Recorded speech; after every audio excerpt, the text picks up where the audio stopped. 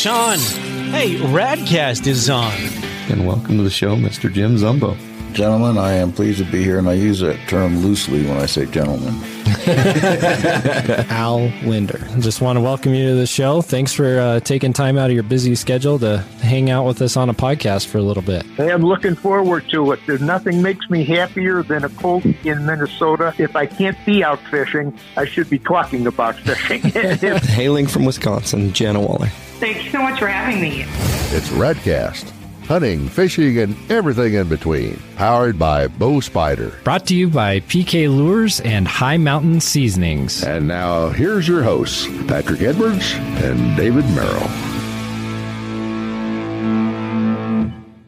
Today, I have the immense pleasure of introducing a guy that I've wanted to visit with for years. He's very well known in North America and across the world for muskie and pike fishing. He was named by Outdoor Life magazine as one of the top 20 anglers on the planet.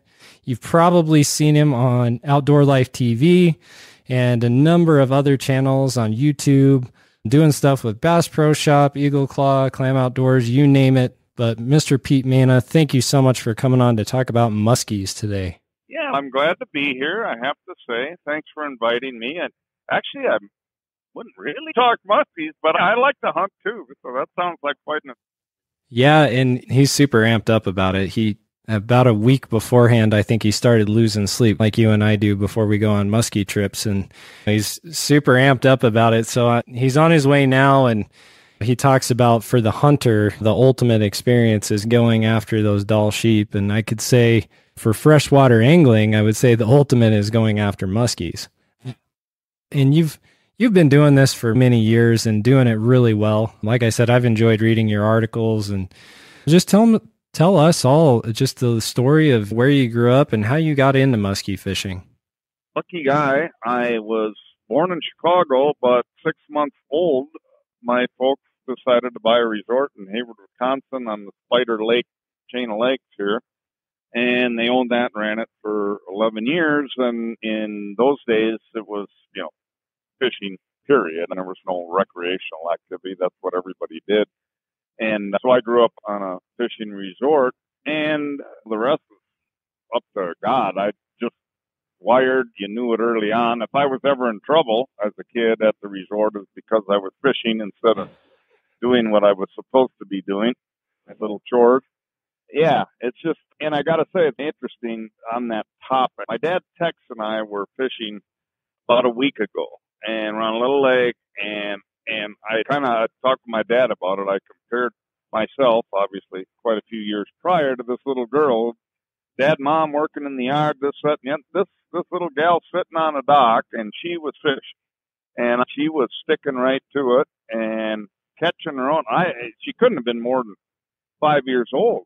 And she was taking her own fish off, baiting her own hook, and sitting there catching fish. And I thought, yeah, I can certainly understand that. Yep. Because I think you're just wired that way. And that was definitely me early on. And the last year of my dad owning the resort, I actually did my first guiding. He had a guide cancel for whatever reason.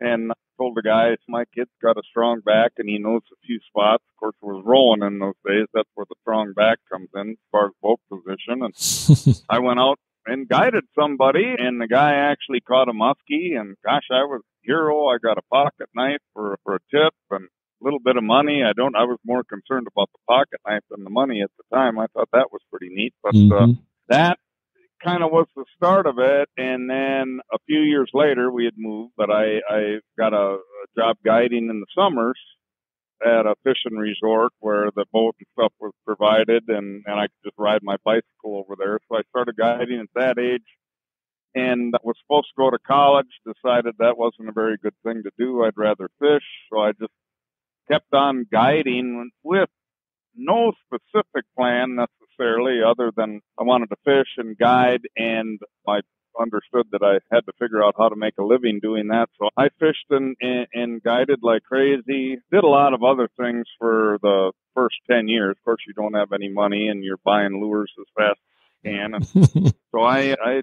troweled concrete and pounded nails and did a little bit of everything from bartending to whatever.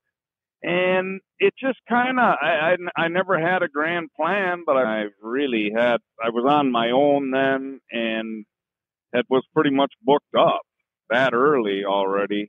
I did pretty well. And then I pushed myself because personally the muskies were the hardest thing to catch. I had enough business, and I personally got more interested in that and took it on as a challenge. And I switched over to, with the exception of the month of May, muskies only. After that, with my clientele. And I think that was just it. That single decision and taking on that challenge and basically fishing 16 hours a day every day. I caught a lot of fish and got recognized. I got to the point of where if anybody came to the Hayward, Wisconsin area to muskie fish, the resorts would say, well, if you want to catch a muskie, this young guy, he's got a lot of hair, but he sure catches them. And it all just went from there, having television opportunities and seminars. And I was asked to start writing articles, which I found pretty unbelievable. It was interesting because I ignored typing classes in high school, and then I literally had to teach myself to type because I'd never taken the course. And just a gradual progression. In reality, it was all just the way I was raised and the way I was wired to. Yeah, and I'm glad you brought that up. As far as, I think people get bit by the muskie bug, and the reason I say that is I have not caught a true muskie yet, just because we don't have access to them really here. In Wyoming, catching hybrids, there's something about catching those fish that it ruins you. And that's what Danny Curla had told me. He said, you catch one of these things, it's going to ruin you. Because there's like a switch that goes off in your brain of, that was really cool, that was really fun, I want to do that again. And so I have a feeling for you, it's the same thing, right? Yeah, it was interesting. I had no real favorite the high school days.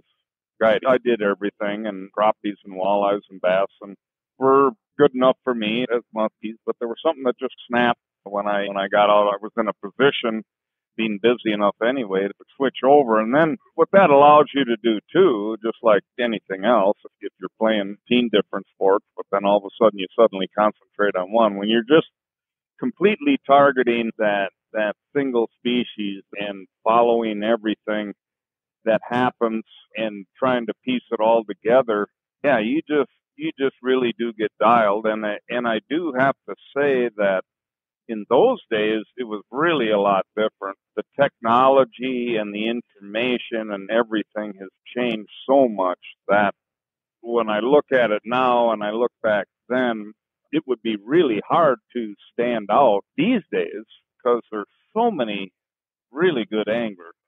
Anybody that's wired, I was, and I'm sure you are, and Danny is, they're out there and they're good. The level of the average angler is really pretty exceptional these days. Back then, it was a lot easier to stand out, to be honest. There were one of the things that seems simplistic these days was I would fish oddball spots, and there weren't a lot of people targeting fish mid-lake reef, especially deeper stuff, deeper rocks and that kind of thing. It was more or less just saying anything bad against anybody, but it was more or less shoreline fishing. And so if you were really going at it like I was and really exploring the limits in a lot of bodies of water around here, I was literally doing some things that nobody else was doing, just structurally. And then when you're putting in those kind of hours targeting that one species all the time, that really made a big difference. Yeah, and I don't know if you can touch on this a little bit, but muskie fishing is not the same as going rainbow trout fishing or walleye fishing or anything like that. It's a different ball game, and so I don't know if you could speak to that a little bit, just how different it is than other styles of fishing. But just one of the things about muskie fishing is the day-to-day patterning. Because there's so few out there, you can't necessarily try a lure for 5 minutes and say anything, right? It's a whole different ball game in that respect. Or try a certain type of structure for a half hour and say they're not on the rocks. You try a couple of rock spots, or you try a green cabbage, red cabbage, whatever, pick your weed type.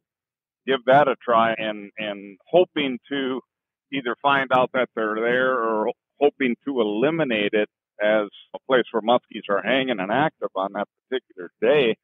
It just requires so much more time from that standpoint of patterning everything about it. And then you get into lure types and you get into the speed. Do they like a fast retrieve, a slow retrieve? Are they in the mood for erratic stuff?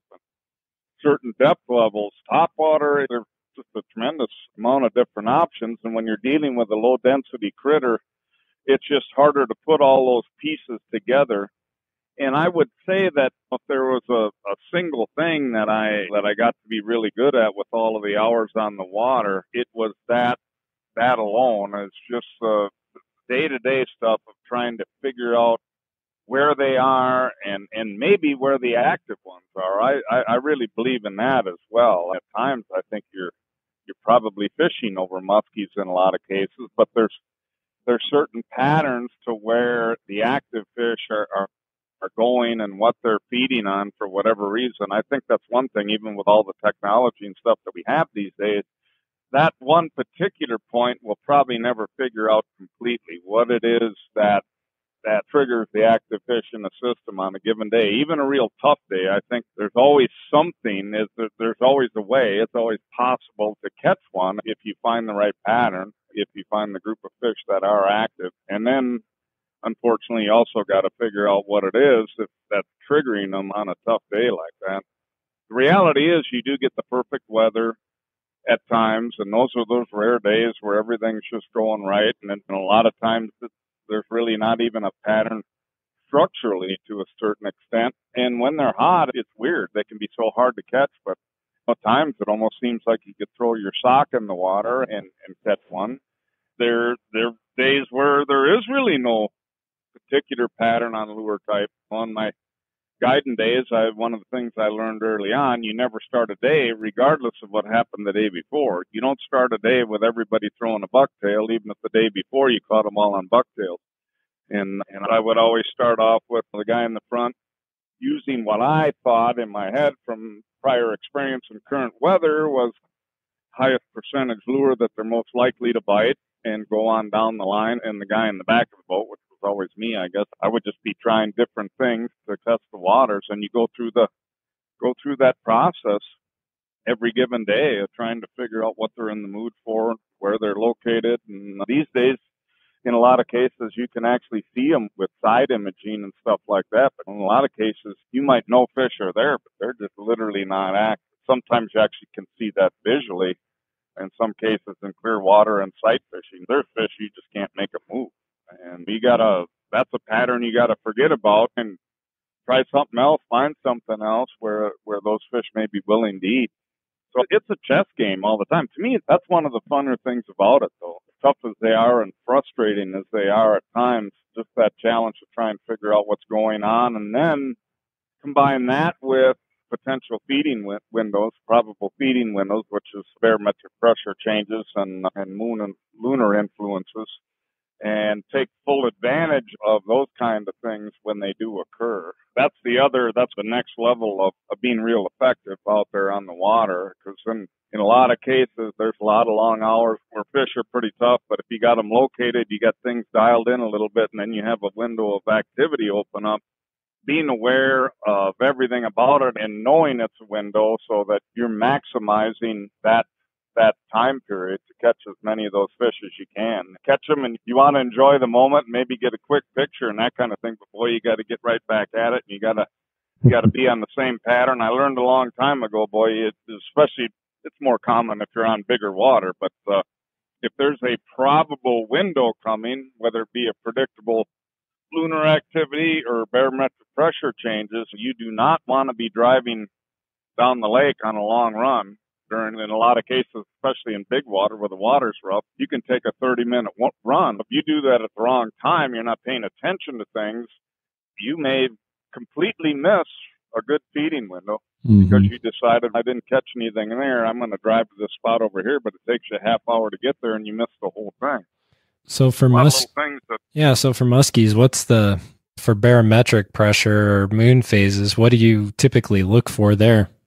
Generally, the dropping barometer is better. A moving barometer is to me, just in general, better. But I like to see a frontal activity coming in, and preferably fairly slow, and obviously not electric. That's always a tough one to deal with, but that's usually the ideal situation. And generally, the feeding window is going to come prior as that barometric pressure is dropping, and you see the front moving in. That's generally going to be the time. But in a lot of cases too, it'll be after, and that's one thing people should remember. If you do get, generally this is more common with the fronts that have some electricity to them. One thing about it, if you bail, and that's a smart thing to do, there's no sense getting hit to catch a fish, but try and, as soon as you think it's safe, if you're, at the boat landing or at your dock or whatever, try and get right back out again, especially if you didn't experience a feeding window prior. If there was a front coming in and nothing happened prior, odds are there's going to be a window after, and that's something I learned, that you obviously still want to be safe, but as soon as you think you are safe, get back out there and get after it, because in a lot of cases that window will come after. Now, when you get the weather, in my opinion, trumps lunar stuff, no doubt about it. Right. I generally don't pay much attention to the lunar stuff when you've got crazy weather, when you've got frontal activity all day. I don't even necessarily worry about it. I'm just trying to play the weather. But when you got steady weather, it doesn't matter if it's sun or clouds or whatever, but if everything's fairly steady, the wind direction is steady, speed, the whole 9 yards, those are generally the days where you really want to pay attention to that lunar stuff. You absolutely do not want to be taking that long run when the moon's underfoot or rising, setting. You definitely want to make sure you're on spots then. And a lot of people are pretty persnickety about lunchtime or whatever time to eat. And the moon sets at right dead on noon. Don't be eating a sandwich then unless you're trolling. Thanks. Yeah, I know for walleyes, typically when it's a full moon phase and the moon's just starting to crest, that's typically when I get a lot of hits in pretty rapid succession as they start to feed.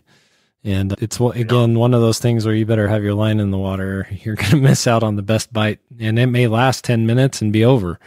And so it's important to be ready. So that's good insight. I was curious what you thought about that. And another thing, just to shift gears just a little bit, is it just anecdotally for me, it looks like more people are beginning to get that muskie bug and that muskie fever and pursue muskies, especially for catch and release.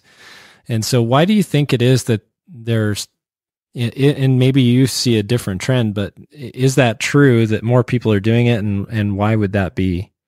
Oh, yeah, absolutely. No doubt more doing it, to the point of actually being surprising. If I would have guessed 20 years ago that there would be this many people doing it and that much interest, part of it's, I think, to a certain extent, social media, I think, may have something to do with it too. There's something about that mystique that you talked about at first, of the toughest fish to catch and all of that.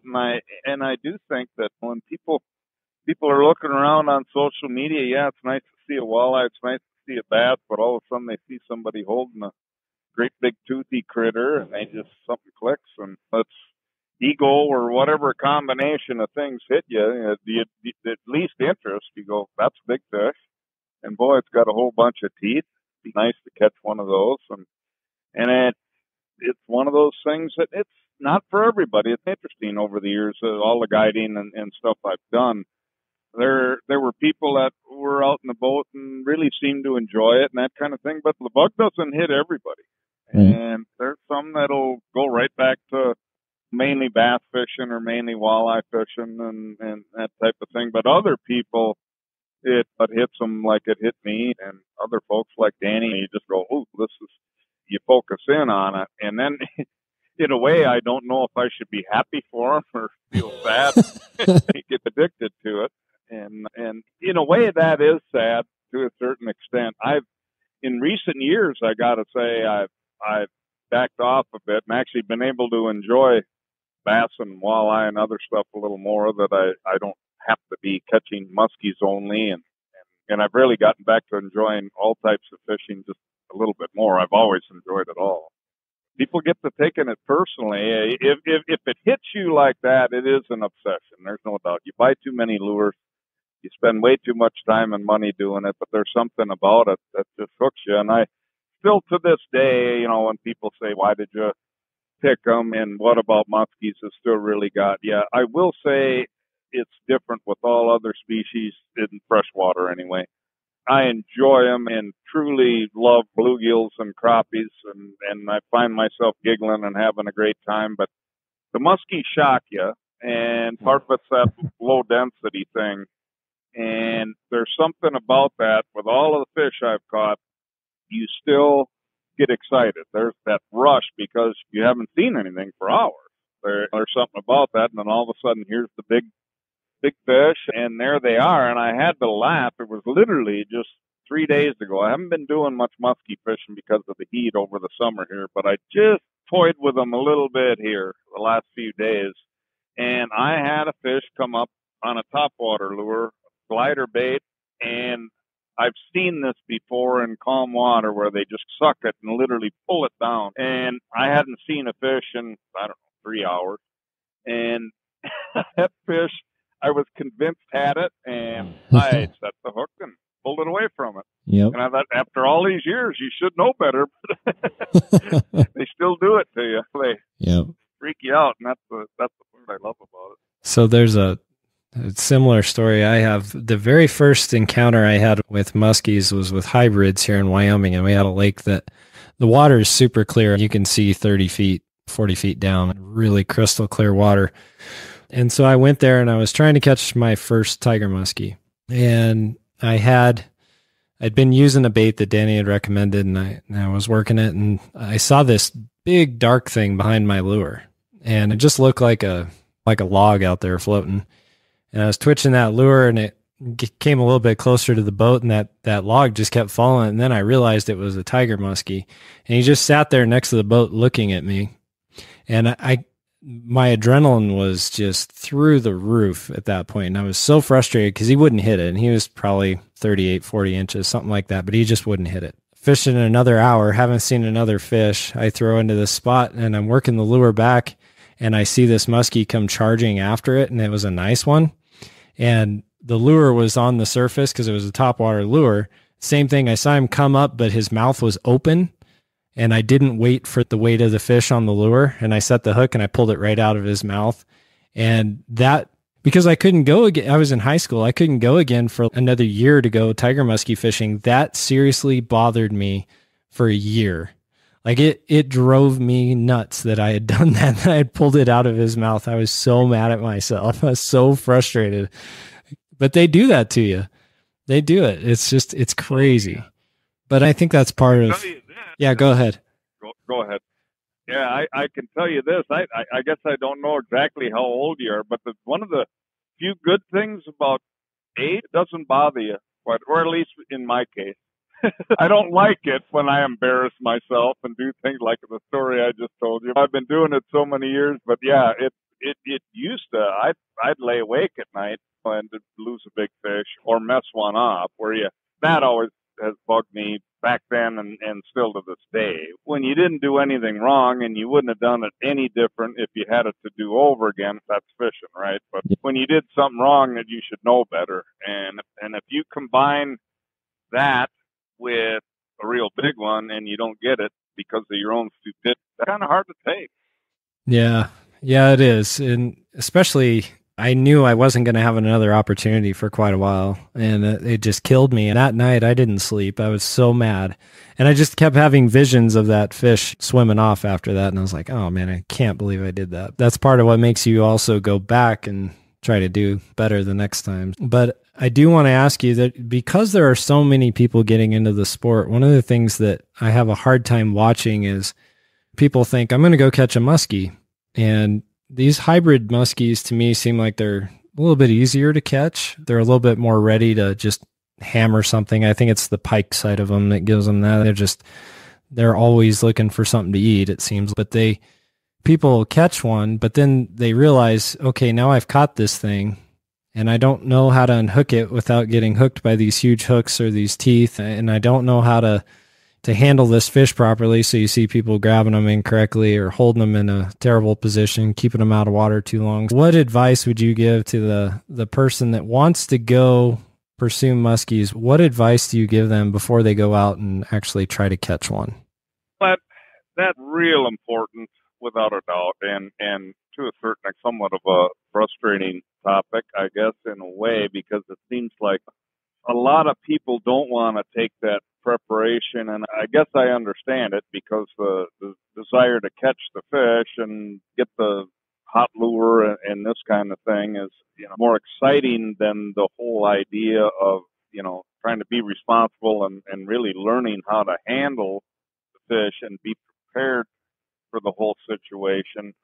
There really isn't enough of that, and as much as I've talked about it over the years, I feel like I haven't done enough, and we should all do a little bit more on that. But this is a very true statement, and as someone who's done this for a lot of years, and for the past 30 years, I've been able to make my living. I've been blessed. I've been able to make my living solely off of fishing in the fishing industry. Mm-hmm. And I was smart enough, I'm not the smartest guy on earth, but I was smart enough to realize that what I was really seeking way back then, you're trying to find those spots where other people aren't fishing, like I mentioned, but also, bodies of water that are good, that frankly up your odds, that are healthy fisheries. Doesn't matter how good you are. You're really only as good as the health of the fishery that you're fishing. So I often say, when I get on the conservation topic, when I'm doing seminars, and I start off with, a lot of you probably think this topic is boring, but this is actually the most important thing you can learn to catch more and bigger fish. And it's absolutely true, is that beyond the lures and the electronics and all of the different stuff, you really need to be good at the handling the fish and be prepared to land and have the proper tools, which includes a good net with proper mesh and all of the tools that you need to really handle it and get that fish off properly and quickly. And then also know how to hold a fish properly if you want to get some photos. Just for any part of it, a proper hold is important. You still got to get the hooks out of the fish, get them out of the net and back into the water, even if you're not planning on taking a picture.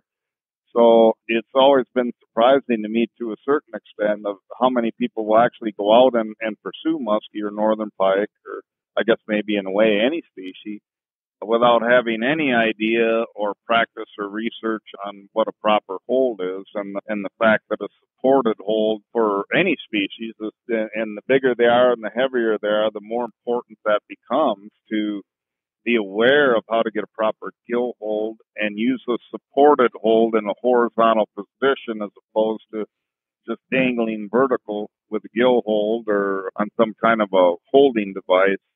All of those things are extremely important. Just to go over the tools real quickly for muskie, some of them seem fairly common sense, but definitely pliers, a couple of pairs of needle nose pliers. And in the case of the muskie fishing, I recommend getting them big. The farther away that you can stay from the teeth, and then if the fish does ingest the lure a little bit, of course the muskie's mouth is big, and you may need to go down into the mouth 4 to 5 inches to get at the fish in the case of the bait, the hooks, in the case of a really big muskie. So you want to get a minimum of 11-inch pliers, and preferably even 14-inch pliers, to be able to get at those hooks. And one thing that a lot of people don't think of that's extremely important is cutters. You've got to have hook cutters, quality hook cutters that are going to be able to cut hooks up to 7/0. We've got some really big baits that are used for muskie fishing these days, 7/0, 8/0 hooks. And there's other items out there, but still to this day, I believe the absolute best tool is the Nipex Cobalt cutters. They will cut anything, and they last long. It's all the way up to 8 and even 10/0 hooks, something that'll be able to cut those hooks. Now, one thing that's not real popular with muskie fishing, yet you could probably get away without cutters if you're willing to go barbless. Most people still fish with barbs these days, but If you went barbless, most likely you probably won't need cutters. I still recommend it, period. But with these bigger hooks and barbs, they can get stuck in there pretty good. And then you've got obviously areas that you do not want to yank a barbed hook out, even if you're able to get at it and do it. And those areas would be anywhere near the gill area. Gill arches themselves are where the gills join with the lower jaw. They're obviously in the eye, anything like that. That's where going barbless actually really helps there. But if you have a barbed hook, if you're using barbed hooks and they're near any critical area like that, if I see a fish coming in before it's even netted and I see a hook in or near an eye or in or near that gill area anywhere, immediately my brain, I'm telling somebody we're going to need the hook cutters before that fish even gets netted. That just should automatically register if that's what you want to do, because you definitely don't want to tear back out of any kind of areas like that. And then if you do catch, let's say you've got a bait with 5/0 hook and you catch a smaller muskie or a smaller northern pike or hybrid, whatever it is, that you don't want to damage that fish. If in the corner of the mouth, obviously that's jaw strength right there on a smaller fish, especially with the bigger barbed hooks. If you just grab that with the pliers and yank it out, you may disfigure that. And it's not saying it's going to kill the fish, but it could definitely affect it as far as jaw strength and eating. So you should really be aware of that. Anybody that's going out with bigger baits and bigger hooks should have a bolt cutters without any doubt at all. Yeah, and the other thing too is, especially this time of year, you alluded to it a little bit earlier, the heat can absolutely kill those fish just because it's so hot. And if you're prolonging the fight on the fish or keeping them out of water, it's also really detrimental. Can you touch on just some of the best practices for July and August? We had about 3 weeks of, in my opinion, totally unsafe conditions to even fish for them. There's something about it, and I've never been big on trying to explain the science of it, because there's a lot of different factors that can come in. Originally, we hear about the lactic acid buildup and lower dissolved oxygen in the surface. And I think fish, when their metabolism is higher, and of course they're cold-blooded critters, so when the water's warmer, the warmer it gets, the higher their metabolism is. I think they require a lot more oxygen, and there's something about fight stress and these different things. But I just know, getting totally beyond the science with all the experiences that I've had, is in my region, my latitude anyway, when I get up to starting the lower 70s, I'm thinking, okay, already we need to definitely try and minimize the fight time and time out of the water. I tell people that it's most likely safe to still fish for them from the mid 70s on up to 80.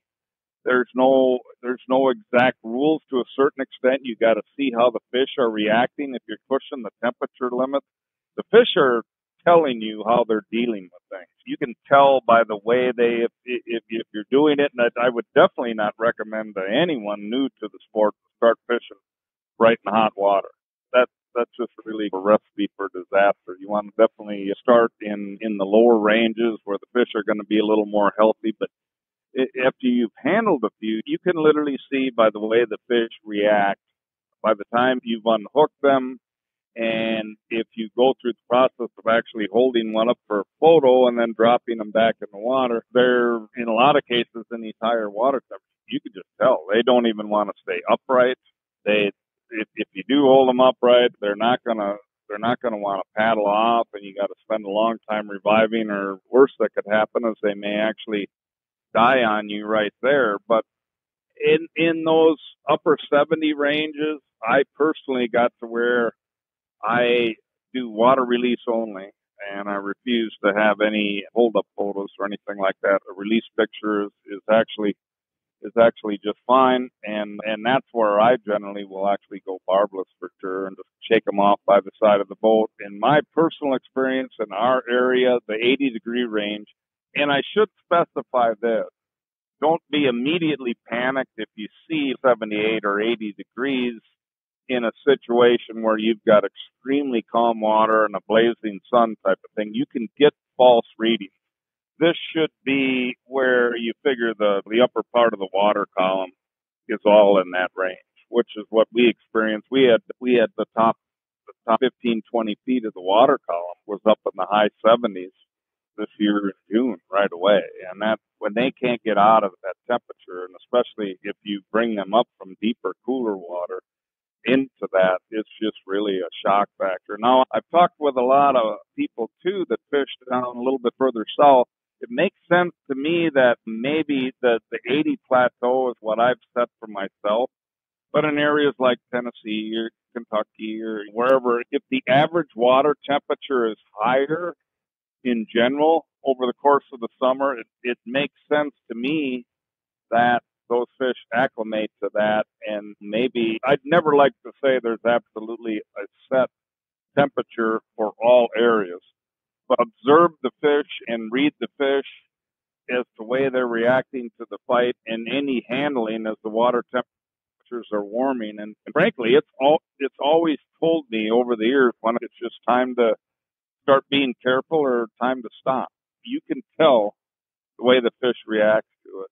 And it's just not worth it to me anyway, to take a chance on killing the fish. And when the water's real hot, you're just going to, I don't care who you are, you will not be able to successfully release a lot of these fish. The other thing that I should point out is just because you have a fish swim away does not mean that fish is okay. I found that out the hard way years ago. When I was first really experiencing that, I'd been observing the way the fish react.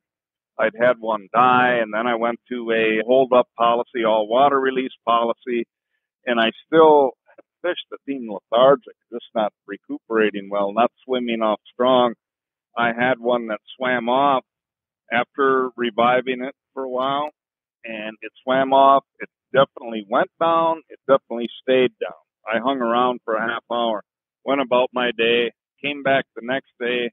The fish had particular markings. I know I found my fish the next day dead. Well, and I found out since in talking to a lot of guys, biologists about this, and then one good buddy of mine, Mark Thorpe, that's been involved in a multitude of tracking studies out in Quebec, and where they've literally had transmitters in these fish and stuff, so they know they can follow them around. And in that same temperature range that I was talking about, where I say you really got to be careful, they 75 up to 80. A lot of these fish that they had swim away would actually turn up dead several days later, and they don't all float. That was the scariest thing to me. This is proven by tag fish with transmitters. When they stop moving, they know something's wrong, and they're finding them on the bottom. According to Mark, for every fish, he said 90% won't gas up and float. So for every fish we see floating during a hot water period dead from mishandling, obviously I'm sure it's not exact, but there's probably 8 or 9 other fish that have perished from mishandling as well. So wow. It's a real serious issue, and there's no denying that it occurs. If somebody said, Pete, I'm going to give you $50,000 for every dead muskie you can find, I'm going out looking for dead muskies whenever the water's the hottest. I absolutely know, and every year you see it. Because I have been involved in conservation issues for so long, I get maybe better idea than just about anybody on the planet of when things are really going wrong, because everybody feels like they have to tell me when there's a dead muskie. And it was unbelievable in late June and early July. I had people from all over, and it even got warm up in Canada. Even though Canada's closed, obviously Canadians were still muskie fishing up there, and it was like it was coming from everywhere all at once. Oh, found a dead one, found 3 floaters here. There's no doubt about it that heat is a real serious thing, and I believe that's pretty much with every species, whether it's whitefish or walleyes or bass. I mean, it's way more common to see dead fish that obviously died either immediately or from delayed mortality during the high heat. Yeah, I think the only species that I see that handle it fairly well are carp and catfish. Some of your tougher fish like that, they seem to handle it, but you're right. I've seen it with walleyes, and trout are extremely susceptible. You catch a trout in the middle of summer and try to release it, it's pretty tough, especially if you have to get it out of the water. Yeah. So yeah, no, that's a good point. I think about the inexperience factor because you talked about it earlier. You have fish that's already a low density fish, so there's not very many. And so when someone catches one and just they've got it out of the water for 5 minutes to get their social media post on their picture and then put it back in, and then it's dead within a few minutes because it's just totally expired at that point. But I think it is important for people to understand the handling procedures and what they should be thinking about if they want to have more of them around. Yeah, and that I've seen over the years. That's why I just stopped doing it. And enjoy it. Totally ruins it for me. If even a fish that eventually takes off, if that fish has a doubt in my mind that it made it, it ruins it. That's just like what we were talking about earlier, screwing up and messing up a big fish or something like that. I'd rather not catch it. It ruins the experience for me, so I just stopped. I stopped all filming of muskies with John Gillespie and some of the stuff that I still do with my YouTube. I just refuse to do it because the other thing is you're trying to show the joy of fishing when you're doing a fishing show, and I can read it in myself. When I have doubts about the health of the fish, you can just tell I'm gone. I'm not myself. It's really interesting in watching my own videos over the years. That was one of the things that convinced me to get away from it. It's not a good situation all around. One other thing I should mention too is the out of water handling and any extra handling when you get in the in between range, the higher water temperatures in the upper 70s that I talked about. It's so important to minimize that time out of water, and a standard procedure in recent years has been getting precise measurements with bump boards. And it is a very precise way of getting a measurement, but it's generally done in the boat. And when you're talking critical temperatures, it's gotten to be somewhat of a standard procedure with people. If you are going to musky fish in the mid 70s or so, I really recommend not getting those measurements anymore, especially if they're in boat. It's number one, it's obviously extra time out of the water. But what can happen, and even with people that are good at handling fish, a certain percentage of those fish, when you go to lay them down on a bump board, when they lose that vision in the eye, they'll get excited and react negatively and start thrashing at that point, especially with people that aren't real used to handling muskies and pike. They might lose control of that fish. And if it's a warm water period, you lose control of that fish on the floor of the boat, I'll guarantee it's dead. Even if you do get it to swim away. That's just about an absolute there. So it's just really, if you're going to fish in those kind of in-between ranges where it's risky, I really highly recommend just don't worry about how long that fish is. It's really not going to change anything about your experience, and there's certainly no need to know down to a half an inch. There's floating rulers. There's lots of different ways. If you've handled quite a few fish, frankly, you can guess quite closely anyway. But boy, the trend of getting exact measurements is fine. I understand, but you really want to avoid that because it's just extra time and extra handling when the water gets warm. Yeah, I saw a guy, he had a kind of a neat system. He took a piece of, I think it was 1-inch diameter PVC pipe, and he made it, I think it was like 65 inches long or something like that, and he filled it with foam so it would float. And then he would set it into the water next to the fish just to get a general idea. That would serve the purpose just fine. Oh, it does. Yeah. Floating 60-inch for a whole bunch of them years ago. Best thing, I always keep a floating ruler in the boat if I happen to have somebody that hasn't caught. They're really excited about actually seeing it. I usually end up teasing them because I tell them it's 41 or whatever I think it is, and then we measure it, and it's within an inch of what I said anyway. But that is definitely a much safer way to do it, and that way the fish is in the water upright, the position they're supposed to be, and you're still going to be able to get a measurement, and you're not doing any damage to the fish that way.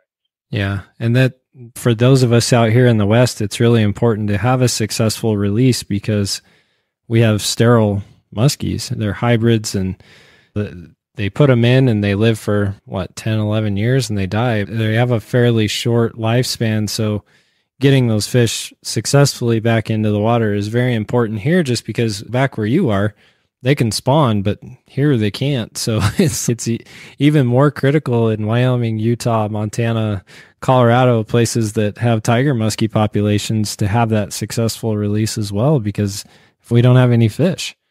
Oh, sure. Yeah, that takes a long time. Yeah. You know, in a lot of cases, the further north you go, the longer it takes.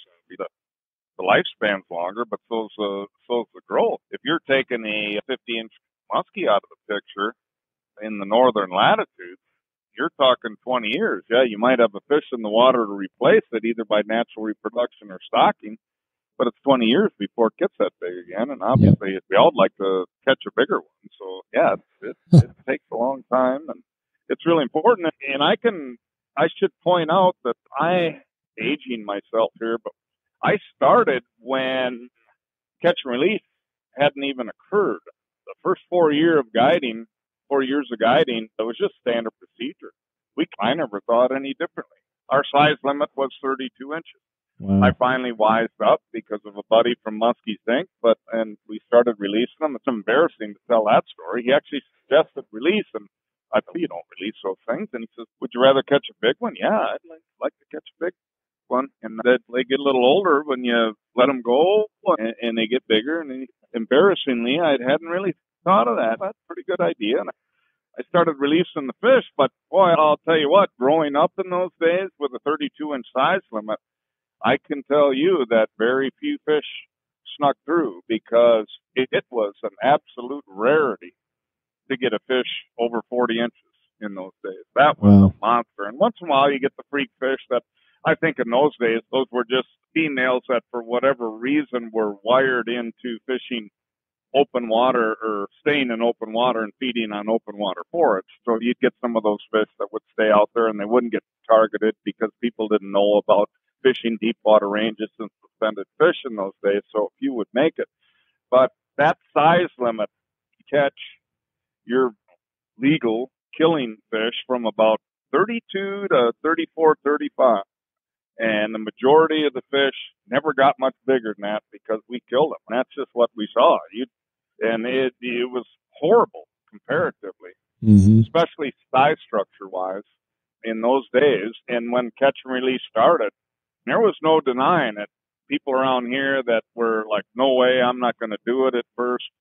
Even the most hard-headed had to admit it after a while. It was a gradual process. But you just started seeing it work, and then they started installing some 40-inch size limits in some places, and next thing, there was quite a few of those 41, 42s, but not much over. Yep. It was interesting, and it all came together, some higher size limits, and to this day, pretty much 100% catch and release mentality.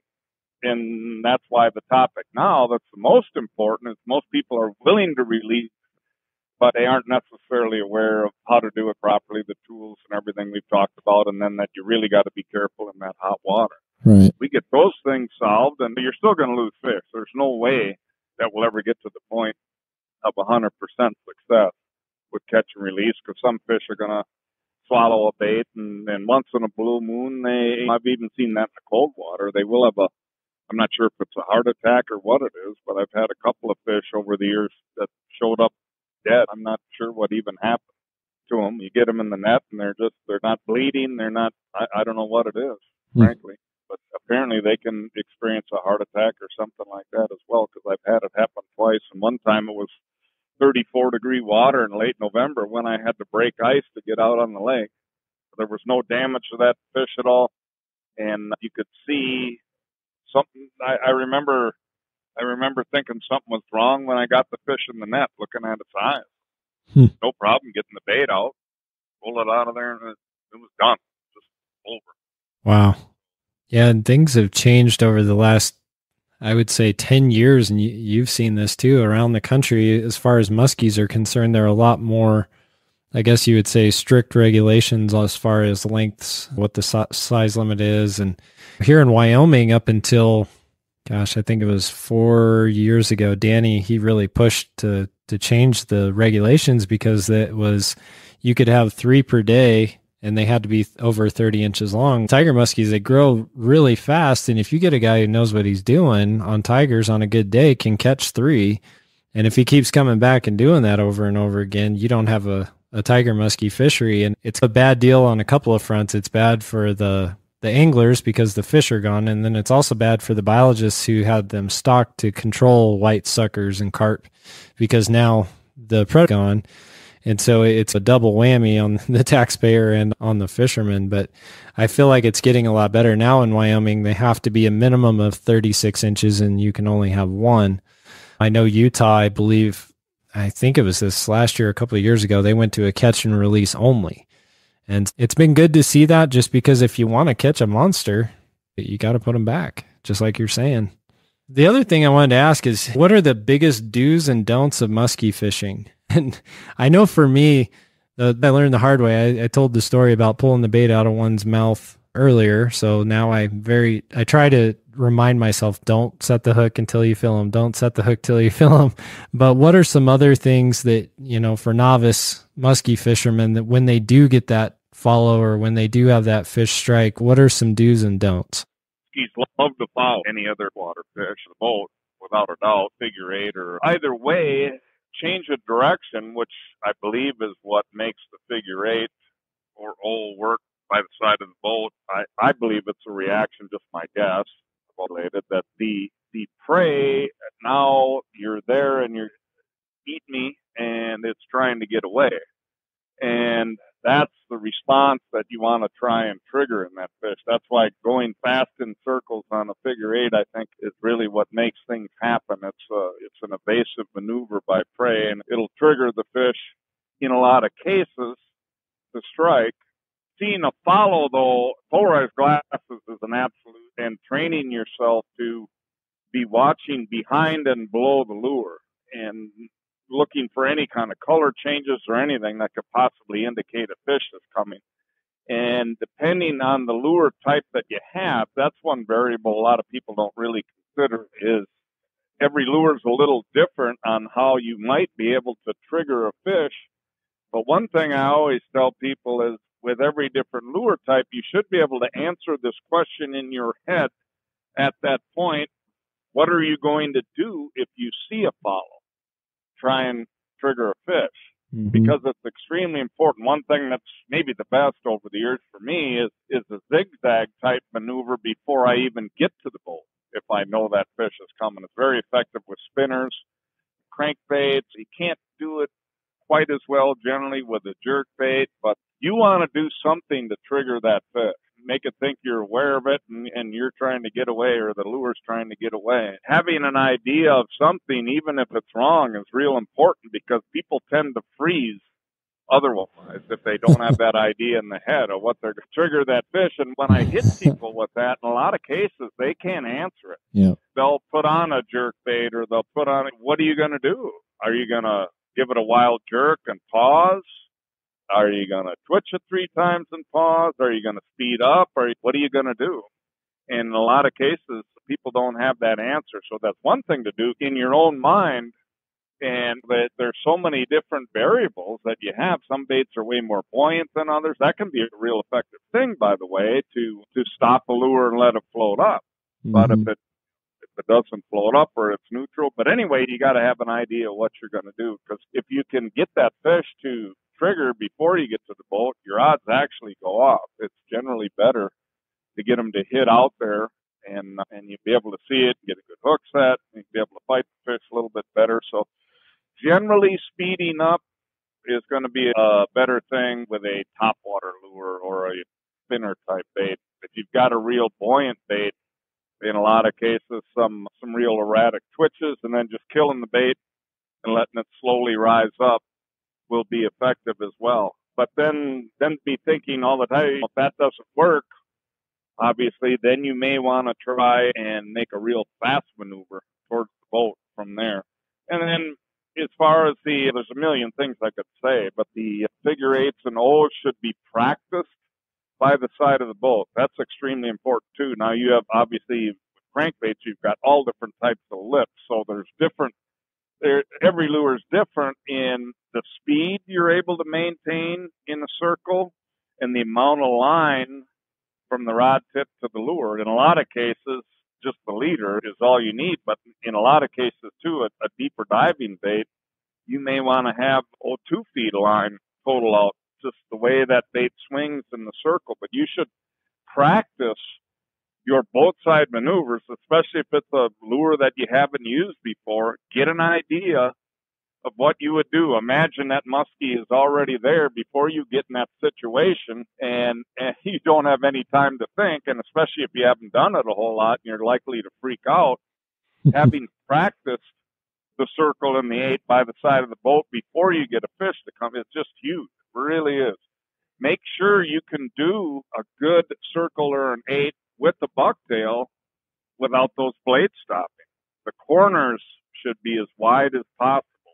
Practice all of that. When you're doing a circle maneuver with your bait, make sure you come in close to the gunnel so you're able to stretch out as far as possible on those corners and make a big circle.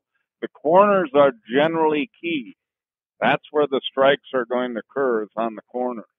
And if you have not practiced it with the different lure types, you have the lure fly right out of the water. If you're not aware of coming close to the gunnel, you're going to stretch. I've seen this a million times. People see the fish coming. They don't come close to the gunnel, and they're excited, and they just start pulling the lure, and they get stretched way out over on the side, and the fish hasn't hit yet, and they just come straight back or stop. They're basically handcuffed. They got no place to go. Fish doesn't know what to do. The fish is embarrassed. The angler's embarrassed. It's not a good deal. You really want to practice the 8s and O's before a fish comes with every lure. And that way you have an idea what you can and can't do, and it really makes a difference. I'll tell you this story. It's kind of embarrassing to tell the muskie legend this story, but I'm going to tell you anyway. But Danny took me fishing this one time, and it was the day that I caught my first muskie. So it was a successful day, but this part of the story is a little bit embarrassing. So we were fishing, and I was trying this big spinnerbait, and the one thing I had not learned yet was to pay attention, like you said, to what's below, behind, and watching your lure come up to you as you're coming to the boat to watch for follows and whatnot. And I just was in typical Wyoming fishing boy, just throw and retrieve and not really paying attention. And so he said something to me, and I picked up my bait out of the water, and I turned to look at him, and a tiger muskie jumped over my Minn Kota trolling motor out of the water to try to grab my bait because I hadn't left it in the water in front of him, and I hadn't been paying attention, and he missed, but it scared the crap out of me. And it wasn't a big one. It was probably a mid 30-inch fish, but it scared the crap out of me, and it got my attention. I'll tell you that. So after that, it was about 20 minutes later, I actually caught my first one on a figure 8 on that lure next to the boat. But it was just so funny. That fish wanted that lure so bad, he jumped all the way over my trolling motor out of the water. It's just insane. And that's it. Yeah, and they're so athletic. Like, they're just an incredible fish. I don't think I've ever seen a fish with the speed that a muskie has. And I don't know if you can talk about that a little bit, but I've seen them cover a 10-foot area in a millisecond. That's actually why in a lot of cases, the people reaction to seeing a fish coming is they want to make it easier for them, right? Mm-hmm. Worst reaction. That's why the speed up is for moving baits, I guess, in general, like a butt.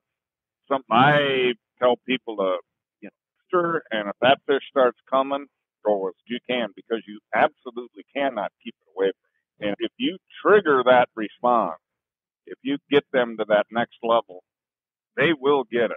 As long as, and that's where the practice is, though. That's where the control, practicing that fast figure 8 and being able to control it is so key.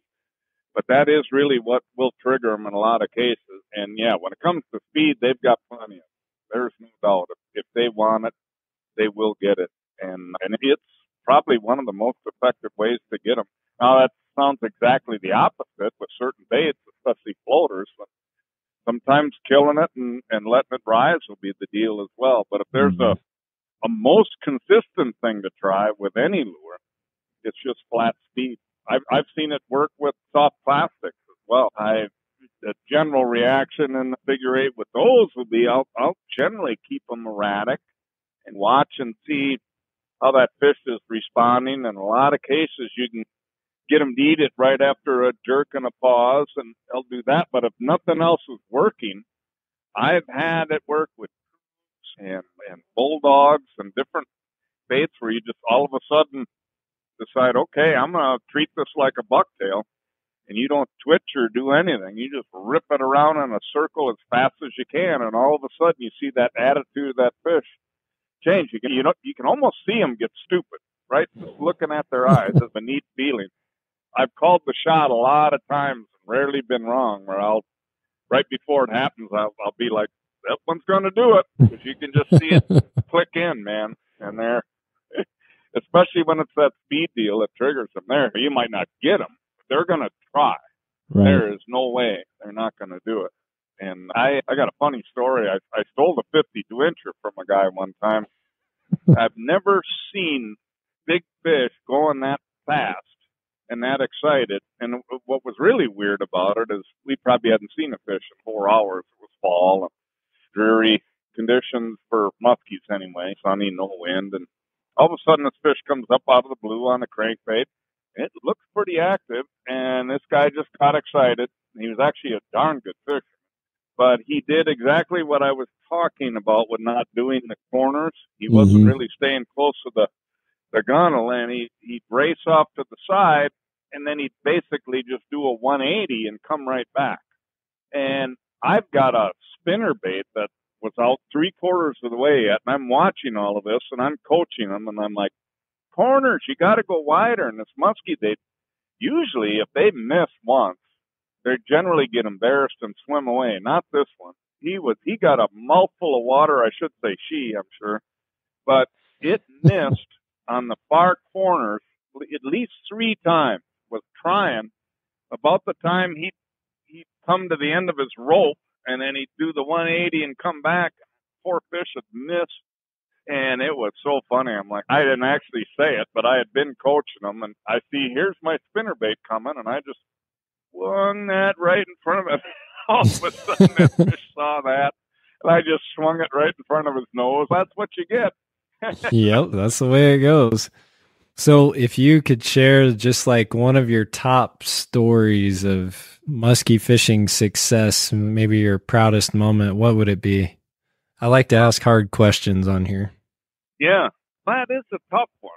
That was really the proudest moment. My buddy wasn't all that excited about it. This was actually more of a fluke. I found out there was an individual rock a few days later, but the reason I got this fish. But a lot of folks may be aware of the name Dick Pearson. He's an icon of mine, one of the pioneers of Canadian shield fishing. And he and Doug Johnson were the guys that you started hearing about muskies years ago, fisherman days. Yep. And both guys are just tremendous pioneers, and I've been blessed over the years to fish with both of them and get to know both of them real well. And I was fishing with Dick Pearson up in Canada, and we're exploring a new lake, and we're fishing this rock bar, kind of a long, thin piece, and we got a big fish on one end of the reef. And one thing that I'll suggest, just to quickly digress, people always ask me, do you come back on a fish right away or not? And I generally try and make a judgment on whether or not a window is opening or closing. And that's just recent activity type of thing. So in other words, if you've already had somewhat of a window and then you raise a really big fish after 20 minutes or so, or a fish you want to catch, doesn't matter how big. Common sense tells me that I'm probably getting to the end of the feeding window.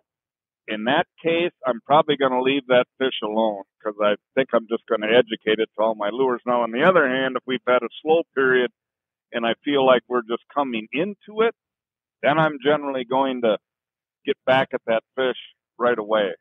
In this particular case, I felt like weather-wise and stuff with Dick, we're like, before we leave, we better go back on that fish and give him a try. Funny thing is, we never saw that fish, but I had a trolling motor that was giving me fits at the time and not stowing very well, so it it was one that you could just lift up. So I said to Pearson, I said, Dick, just lift that motor up and I'll idle over there. We'll get a little north of the fish and we'll come back at him from a different angle. And he did that. He's standing up there on the deck holding my trolling motor up. And I start idling along, and I think I'm idling. I guess I might as well fish. I had a bucktail, and I pitched it out the back of the boat. I bet that blade spun about 2 seconds. And I believe it was a 50. Well, anyway, they hit it immediately. Wow. And he's standing there holding that trolling motor. Man. Here's the thrashing back there. Man. And I got this great big fish. And then he went into this routine about, I see how you are. I see how you are. Get me holding this trolling motor, and then you're fishing. Yeah, I bet you'll never live that one down. I'll tell you what, it was a long 3 days. The next 3 days fishing with him, he reminded me about that about every 10 minutes, I think. That's what good fishing buddies do. They don't let those things go. Right. One last thing that I know you've got things to get to, but the passion for this podcast is really about getting our young people, and for me, like my spouse and different people like that, more involved in fishing and really trying to mentor the next generation. So if you could just give any kind of advice to our listeners on how to maybe approach getting somebody to be involved in muskie or pike fishing, that would be awesome. Oh, yeah, and to get good at the handling aspect and be aware of those things and keep the fisheries healthy, because there's one thing about it, if you're going to get anybody involved, young to old, it's a lot more fun when the bobber's down. If, that is truly all about the health of the fisheries. You can't catch stuff that isn't there, so that's real important as well. But then the other thing I would say is read the fish or the fish. Read the people to a certain extent, like I talk about reading the fish. You're going to have, when you get, especially young people out for the first time, and be aware of their enjoyment of things. It's real easy as an adult and someone that's really into fishing to expect the people you're taking out to think like you and enjoy things like you do. And in some cases, it's all real good intentions, because you really want them to get into it and you really want them to catch a fish. In most cases, more than you would like to catch a fish yourself. You want to show them a good time and get them into it, but you really got to be aware of, what the fish activity is and what the tolerance is of the person. If the kid is wired like me, the way I've been all my life, for the little girl I talked about at the start of the show that was on the dock on her own, but you get a person like that out there, they might go all day and want to fish even harder than you. But remember that it should be an enjoyable experience. Make sure there's plenty to do with kids. It's always good. Make sure they got plenty of liquids to drink and snacks, and just try and get them action, but definitely do not push things too far. That's one of the biggest mistakes I've seen over the years, and I was very aware from a guiding standpoint, because a lot of people were trying to get their spouse or their kids or whatever into fishing by guiding, and there was a lot of cases where I even suggested, you could just see that in a lot of cases they didn't want the kid or the new person to be able to take a break. They weren't really reading the enjoyment level and the intensity level. And definitely you don't want to push them far. If a bite's tough or something like that, you might want them to catch a fish, but that you wanting them to and the reality of the situation is a totally different thing. I obviously extend it when everything's going good, the fishing's going good, the person's enjoying it and still into it. But when they stop having a good time, it's time to stop. That's really the way I've always tried to deal with it. Now I've got a son who's 20 now, and he likes fishing with Dad, and I got to say I'm fairly proud of the way I handled it over the years. He's not wired like me. He enjoys it, but he's not wired to be super into it. And that's one thing that I saw early on, and he's at college now. We don't see each other all that much, but he still really likes to go fishing and enjoys it very much. He's not an absolute hardcore, so we go out, and I guess we know one another now at this stage. But one of the things I know I would have turned him off early on if I would have done what I felt like I wanted to do at the time, me being a rabid angler. I would read my son, and when he wasn't into it anymore, I'd say, okay, that's enough. In some cases, I might drop him off and let him go do his thing and go back out, but I would never push it too far. And if it's going good, let them enjoy it. And if it's not going all that good and they're not into it anymore, definitely don't force it on them. Sure. That to me is real important. And I've seen it in a lot of cases, like I say, in the guiding days and stuff like that. Just make sure it's an enjoyable experience, and it just means an awful lot to me. Yeah. So for the audience, if they want to get more information on how to fish for muskies and more information on you, where do they go? And for those of you who are interested in some of these topics, like on handling muskies, what kind of gear to use, you can watch videos of Pete going through step by step what you should have, what you need. So definitely check out PeteMaina.com so that you can get that information. And Pete, again, thank you so much for coming on today. I know I'm extremely grateful to have you on as somebody who I've been following and watching for around 20 years now. It's just super awesome to have you on here and get to visit with you and listen to you share your expertise with the rest of us. So thanks again for coming on. All right. And yeah, absolutely. And for all the listeners, please, again, don't forget to check us out at radcastoutdoors.com. If you want to help the podcast and help spread it out to your friends, please go and share and subscribe. And we will come back again, hopefully shortly, and hear stories from David on his Northwest Territories hikes and hopefully hear a success story. So we will see you guys again next time. Thanks again for listening to the Radcast Outdoors podcast. We hope that you've enjoyed the show. If so, please go to Apple Podcasts, Spotify, Carbon TV, YouTube, or wherever you're listening to this podcast and subscribe, share, and give us a 5-star rating, which helps other people find the show. You can find all of our shows, recipes, giveaways, videos, and much more at radcastoutdoors.com. Please don't forget to follow us on Facebook and Instagram. We also have a Radcast community on Facebook called Radcast Nation. We'd love for you to join in the conversation there. And of course, please help support our sponsors who make this show possible. Thanks again to PK Lures, Bow Spider, and High Mountain Seasonings. Until next time, get out there and enjoy the outdoors.